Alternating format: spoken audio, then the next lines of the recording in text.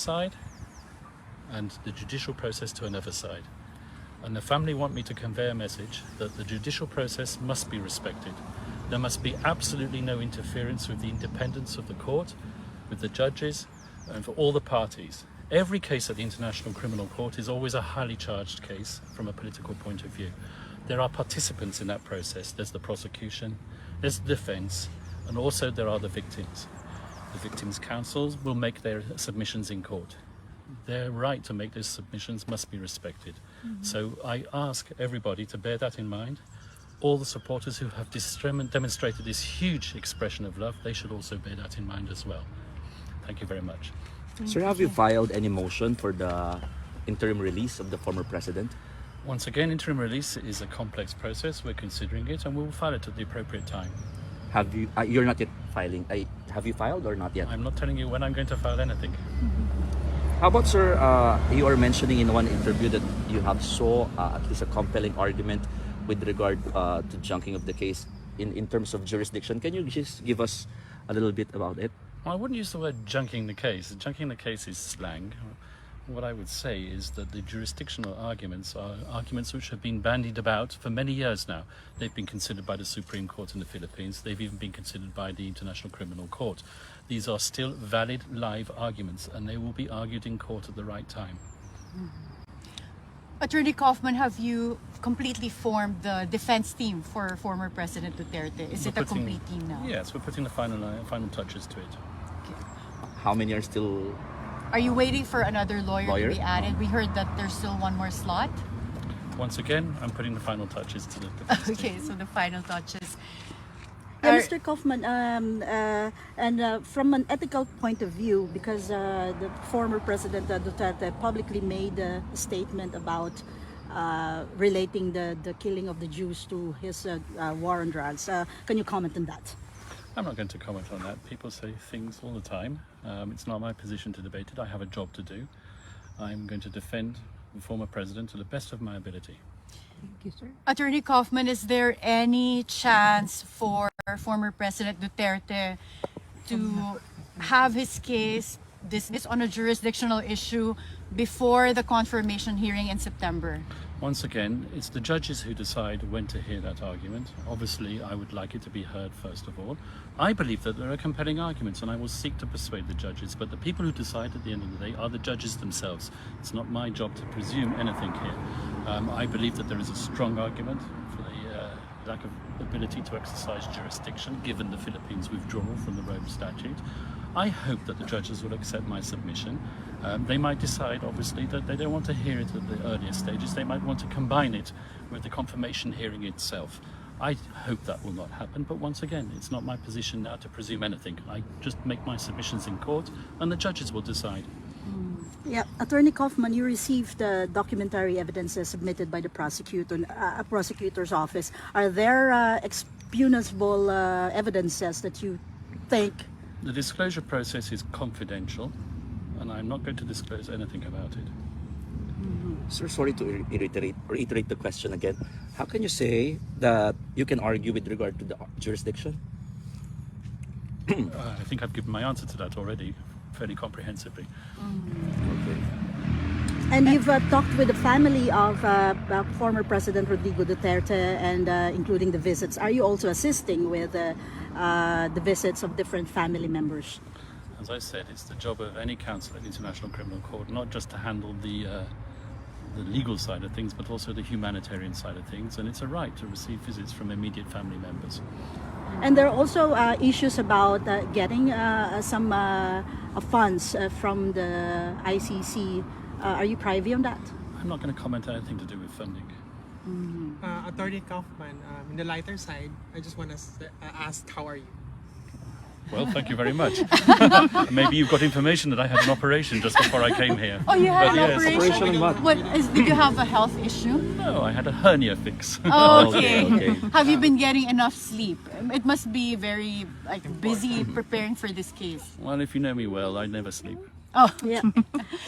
but you've handled other ICC cases. What is your estimate as to how long this will take?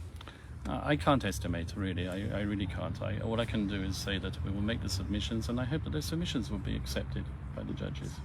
But what's the difference between handling this particular case and other cases that you've handled in the past? Well, all cases are highly charged, as I said. Handling a case at the ICC is a challenge. It's always a challenge. Quite frankly, I don't differentiate between my various clients. With a show of this much Filipinos coming from all over the world here at the ICC detention facility, compared to the other cases you've handled in the past, is this the first time you've seen a turnout like this? Please don't be offended, but no, not really. Oh, really? What other? Have you Well, seen this in other cases? This has happened in Yeah. other cases as well. When a case gets to a critical stage, then there is always a huge demonstration of support from people of the country concerned, and that's happened quite frequently in this court. Can you give any particular least example. And examples? there's numerous African cases where supporters have turned out to support their various, how can I put it, suspects who are detained in this building here. Does that have any impact, negative or otherwise, on the proceedings? Well, it can have a negative impact on the proceedings if, as I said, the media or the supporters turn against the judicial process. And the judicial process must be respected. As I've said, this issue of criminal tribunals for many years. I was a former prosecutor, so was he. So we've both worked on both sides of the tennis court, if I can put it that way. My familiarity with Karim Khan goes back many years. I respect him. I hope that he will be fair. I have no reason to doubt that he will be extremely fair in this process. And as I said, I look forward to working opposite him in the courtroom. Attorney Kaufman, you're one of the few people who have seen former President Duterte. You get to visit him. How is he, health-wise and physically and emotionally? Well, as I said, he's in good spirits, and I will keep on saying that because he is in good spirits. Obviously, he's 80 years old, with all the accompanying medical issues that accompany someone who's 80 years old, and it's not easy to get adjusted to the life in UN detention or ICC detention. So those are the only challenges that he's facing at the moment. Okay. Is there any word from President Duterte that he is requesting from you? Everything that I've said regarding the need to respect the judicial process is something that I know that he endorses fully. Okay. Okay, thank you very much. I've got to go in now. Thank you. Thank you so much. Thank you. Thank you, Attorney. Yung isa din na. Yun yung isa pa niyang lawyer. So they're going inside.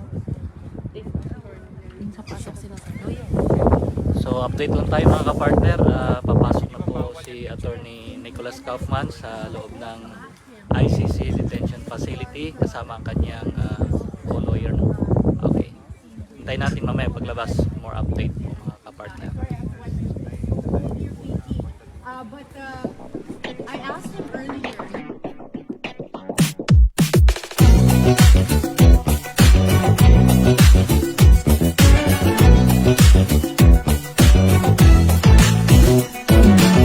Sa panahon ngayon, medyang bias, nakakasawa. Mga fake news, naglilipan at maninira. Mabuti na lang meron pang tumatayo para sa mamamayang Pilipino. At ipapakilala ko ang Sunshine Media Network International. Serbisyong para sa Pilipinas kung mahal.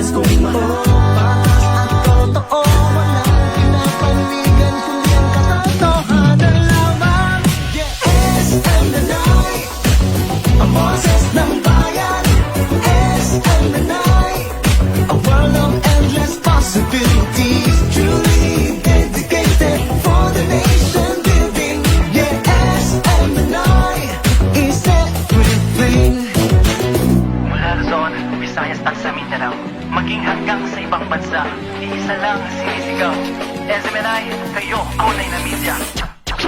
Kung dati-dati ay hindi mo nakilala, sila na ngayon ang tinitingala. Pagkatid nila ang tunay ay balitang totoo, hindi puros invento at yan ay garantisado. Singgit sa katawan ng seminay, umarong sa ngalan sa kamatuuran, nagpapadarin ng serbisyo sa kanunay. Nagkita sa nasad kay ipasidunggan.